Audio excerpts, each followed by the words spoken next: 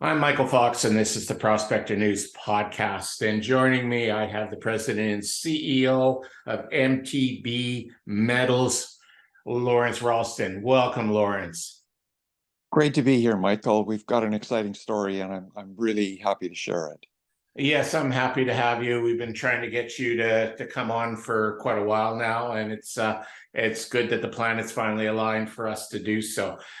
For those people that aren't familiar with MTB Metals, let's give them the 10,000-foot view. Let's give them the elevator pitch of the company. Well, the most exciting part of the story is that we're on the cusp of a major copper gold discovery in the Golden Triangle of British Columbia. Beyond that one flagship project, we've got 5 other projects, all of which have large-scale discovery potential. We've been consolidating property in the triangle for several years now. We're one of the biggest property holders in the region. And look, everybody that follows the mining industry has heard of the Golden Triangle, but people may not be up to date on just how quickly this area has emerged as a tier 1 mining district.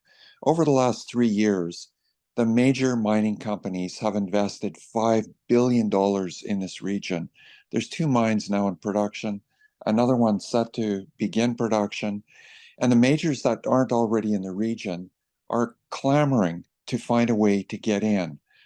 Every square meter of ground in that region is held by somebody. So the only way that anybody new can get in is through a company like MTB Metals with a big property position. So that's where we are. We think we're about to make a big discovery. We've got 5 other projects, and starting to get a lot of interest in the mining industry now. So there's the high level overview. Yeah, and you guys are one of the largest property owners in that region. Is that not correct? That's correct. We've got about 700 square kilometers of mineral rights that we've consolidated bit by bit over a period of years. So, what is the allure of the Golden Triangle? What's making it so popular for the major companies to be having an eye on it? It kind of went and exploded out of nowhere again over the last several years. Well, the short answer is the geological potential. There's nowhere on the planet that has such an incredible concentration of metal value. I could go on for hours about all the statistics of what's being produced and what's being discovered up there to date. But the short answer is it's the most highly prospective metal region on the planet. And beyond that, it's in a very favorable uh, jurisdiction. British Columbia, in some people's minds, has a bad rap, but it's an incredibly favorable region. 2 mines have been brought into production in the Triangle over the last few years. Another one's about to go into production.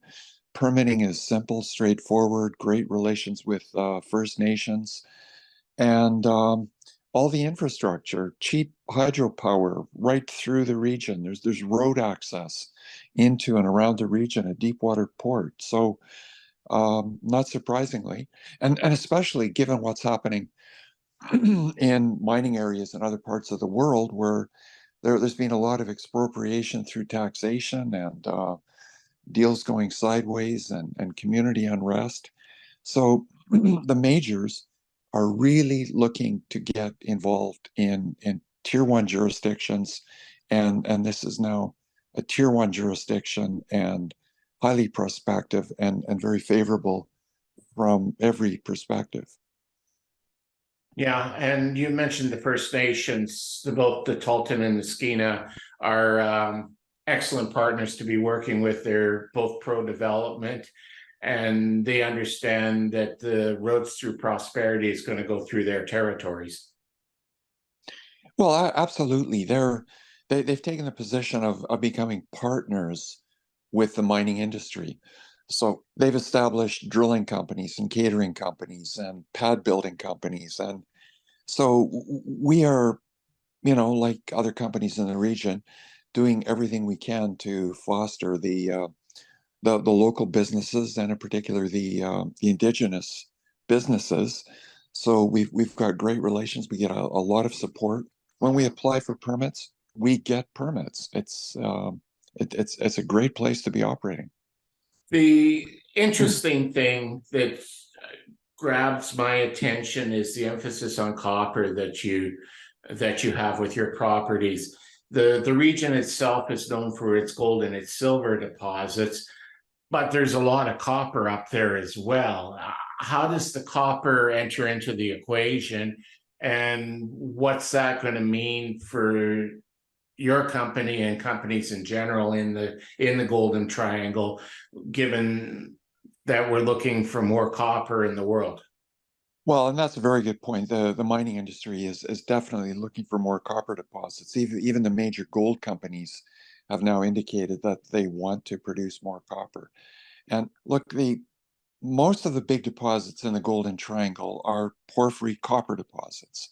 And the deposits in the Golden Triangle are a rare breed of porphyries that are particularly enriched in gold. So much so that Seabridge and Tudor, now even Galore and Shaft Creek and the Red Chris, they're all porphyry copper deposits that are enriched in gold. But for most of those deposits, the gold content is so high that the operators have chosen to call them gold deposits. Seabridge and Tudor barely mention the fact that they also have copper, but Seabridge has 54 billion pounds of copper in their deposit as a byproduct to the 150 million ounces of gold. So the focus all the way through in the Golden Triangle has been looking for gold. And there hasn't been a real dedicated search for gold. Now, our flagship Telegraph project is similar to these other deposits. It's a porphyry copper gold deposit. The area that we're focused on has a particular concentration of copper, so we're calling ours a copper deposit, although there's certainly a gold component. But we're seeing spectacular grades of copper, up to 19% copper in samples that we've taken on surface. So yes, there's a lot of copper in the Golden Triangle. It hasn't really been looked for explicitly, and we may be one of the first companies that's really shifted the emphasis to finding a big copper deposit with byproduct gold, as opposed to big gold deposits with byproduct copper. Given the government's emphasis towards critical metals and the new regime for critical metals for flow-throughs, do you think that that's going to cause a shift amongst the companies to be focused more on the copper in the region rather than the gold in the region? Well, for each company, it's a matter of whether their QP will sign a certificate stating that the primary metal is copper. And in our case, our QP had no problem signing off on that. So for other companies, once you've declared you've got a gold deposit, you're going to have trouble backtracking on that. But in our case, we're clearly focused on a copper deposit with byproduct gold, but enough that we qualify as a copper critical metal project for the flow through purpose. So that gives your company a distinct advantage. Well, yes, and I think that was a factor in our recent financing, where we raised $2 million at a time when other companies are really struggling to find money. So in part, part of that money was flow through, and the critical metals part was a factor. Going forward, as we're going to be looking for bigger financings, I think it's going to be a very important element. You alluded to the Telegraph project, which is your flagship of the 7 projects that you have in the area. Tell us more about the Telegraph and what makes it particularly special. Well, it's exactly the same geology as 4 world-class deposits located very close to where we are. Um, Those deposits are all being advanced by majors. One of them's already in production. We've got exactly the same geology, so we've got a great starting point. And now people ask, well, if it was so great and so obvious, why was it overlooked? The simple answer is that the ownership was fractured. A lot of companies explored this piece of ground looking for gold deposits primarily, and they looked at bits and pieces of what's now one big property. We put all those pieces of information together. We saw it was a big porphyry deposit. We consolidated the ground, and we're looking at it for the first time as one big geological system. And what we're finding after 2 years on the ground is very, very compelling. Not just the same geology, the same age rocks, the same rocks. We're seeing a big alteration footprint. We're seeing square kilometers of copper values on surface as high as 19%. We've done 4 different types of geophysics over a target area. It just back up a moment. There were 2 holes drilled by one of those operators in 2014, and the only holes in the modern era. Those holes were mineralized with copper and gold top to bottom, but the grades were subeconomic. When we looked carefully at those holes, we saw that they're on the periphery of a system. So we went looking for the heart of that system. We've spent 2 years now on the ground trying to understand this big system. Lots of boots on the ground geology, 4 types of geophysics, geochemistry over big areas. And we've identified what we believe now to be the heart of the system. And we're about to drill test that. Now, putting this in a perspective, a company called GT Gold made a discovery in the same area as we're working in a setting that looks very, very similar, that led to a takeover by Newmont in 2021, valued at $420 million. Now, that's 40 times the current market value of MTB Metals. So it gives an indication of the upside potential as we evolve toward a discovery on our project. And in terms of time frame, it was 4 years from GT listing as a public company to a takeover by a major mining company. We're heading into our 3rd year. So that's a sense of the time frame with the upside potential if we achieve what GT Gold did of 40 times where we're currently trading. That would be a big win. The drill program, how many holes, how big of a program is it? Well, this first pass of drilling is going to be a fairly modest program, about 3,000 meters. We'll get a few holes in. We want to test this main target area that we believe to be the heart of the system. We've also identified what we believe to be 2 other porphyry centers. We want to get at least a hole into each of those to give a first look at the 3rd dimension. It's certainly not going to be enough to outline a resource, but it'll show us what's down there. And when you're seeing this amount of evidence, the geochemistry, the geophysics, the geology, all aligning perfectly, there has to be something down there.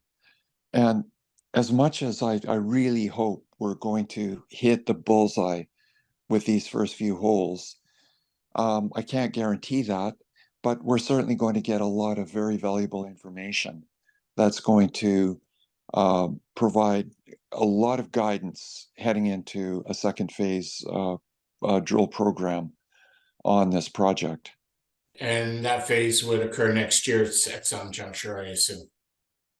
Yes, there's a chance that if we get a lot of joy in these first few holes, we'll try to accelerate the program, get a second rig on, and keep going. But we're challenged by logistics and resources. So most likely it'll be next year. But we're certainly counting on enough information from this program to guide us And look, our objective is to hit that bullseye with these first few holes where there's no doubt that we have what we believe we do have. I look forward to those assay results, which we should, I assume, see early this fall, correct? It'll be into the fall for sure. The labs are a little faster than they have been in previous years. There's not as much activity up there, but it will certainly take into the fall to see the drill results. But between now and then, we're going to have a lot of other news. In particular, we've got these other projects. We're working toward joint ventures. One of them we do have a joint venture partner on, and that partner has actually drilled it, and we're anticipating a release of the first batch of drill results from one of our other projects over the next week or so. Oh, that'd be exciting as well. If people want to follow the news out of the company and learn more about the Telegraph and the other projects, how would they do so? With our website, mtb-metals.com. Okay, that's Mountain Tiger Buffalo metals.com. Yes. Wonderful. Yes. Thanks very much for joining me, and I look forward to seeing the drill results this fall, and we'll circle back and we'll talk further about those results and what they mean. Great talking with you, Mike, and look forward to keeping you up to date. Thanks, Lawrence. Take care. MTB Metals is a paid sponsor of the Prospector News. The Prospector News podcast is for educational purposes only. The opinions expressed are those of the participants and are not to be taken as investment advice. Listeners need to do their own due diligence and seek advice of a licensed investment advisor.